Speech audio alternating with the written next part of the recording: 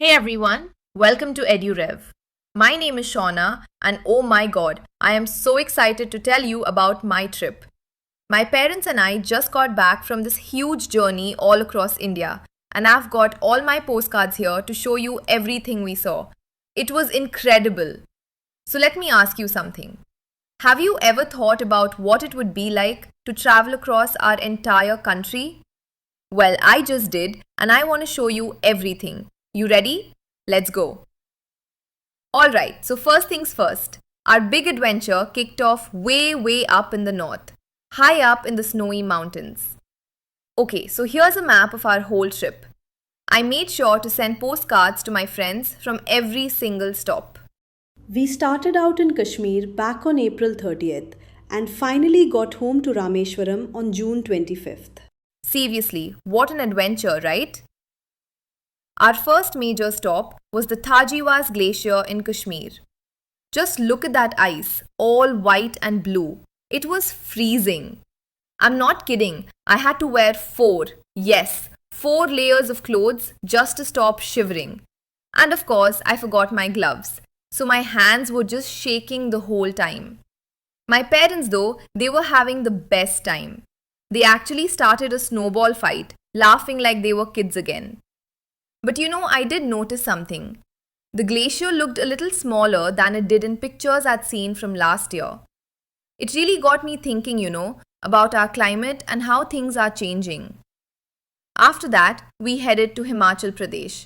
And wow, it was so peaceful there. I mean, every single morning, I'd wake up to the sound of all these colorful birds chirping. But then one night, I heard this super loud growling sound.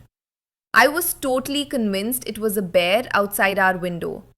Turns out my mom told me it was just my dad snoring. So embarrassing, but really funny. Okay, so after leaving the mountains of the north, we traveled all the way across to the east. It was time to explore some wild forests and these amazing wetlands. And let me tell you, Arunachal Pradesh was hands down my favorite stop of the entire trip. We drove for ages through this incredibly dense forest to get to our tree house. The whole time I was crossing my fingers, just hoping to spot a red panda like this little guy. I mean, how cute are they? And when I say the forest was thick, I'm not exaggerating. It literally felt like if you blinked for too long or maybe stopped to tie your shoe, you could get lost forever. It was a tiny bit scary, I'll admit, but mostly it just felt magical. Next up was the Sundarbans. Wow, this place was just incredible. It's this massive mangrove forest, and what's so cool about it is that the trees have these crazy roots that let them grow right out of the salt water. I had never seen anything like it in my life. We went on a boat ride, and I even spotted some crocodiles just chilling on the banks sunbathing. So, from the super wet east, we journeyed clear across the country to the west, and the change was just wow. The whole landscape completely shifted from these lush green forests to dry sandy deserts. It was such a huge contrast, really. I mean, just think about it for a second. Up north at the glacier, everything was white and blue ice, and I was bundled up in four layers. But then in the Gujarat desert, it was hot and dry and sandy. And the people there wore the most beautiful, colorful clothes. It was amazing. And get this, even though we were on vacation, my mom sprang a surprise test on me, all about the history of Gujarat. But you know what? I was ready for it. And guess what I scored? An 88%. I was so proud of myself for actually learning about the places we were visiting. After the desert heat, we went rafting on the Narmada River. And let me tell you, it was nothing like the calm, lazy rivers I had pictured. This was wild and super fast. I got completely soaked from head to toe, and I loved every second of it.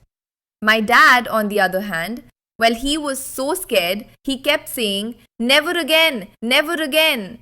It was pretty funny. Alright, for the final leg of our journey, we made our way south. It was time for some sun, sand, and waves along the gorgeous southern coasts. Getting to Goa was an adventure in itself. Our train went through so many dark tunnels, and I'll be honest, I used to be a little scared of them. But after going through one after another, I'm not afraid at all anymore. It actually made me feel a lot more confident, which was cool. And then in Puducherry, I did something I've always wanted to do. I learned how to surf.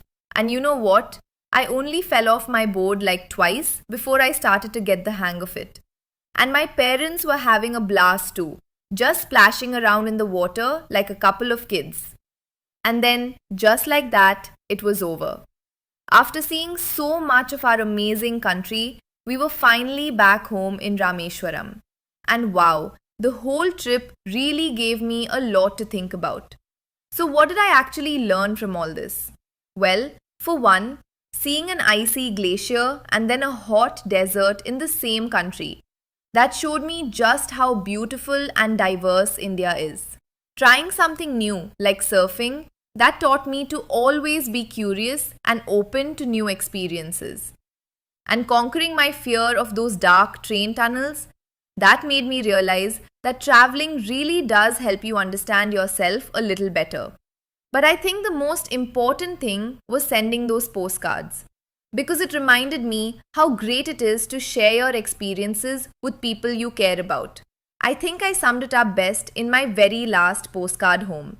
I wrote, "From forests and glaciers to deserts and beaches, I saw it all. I can't wait to travel again and take my friends with me next time." It really was the best trip ever.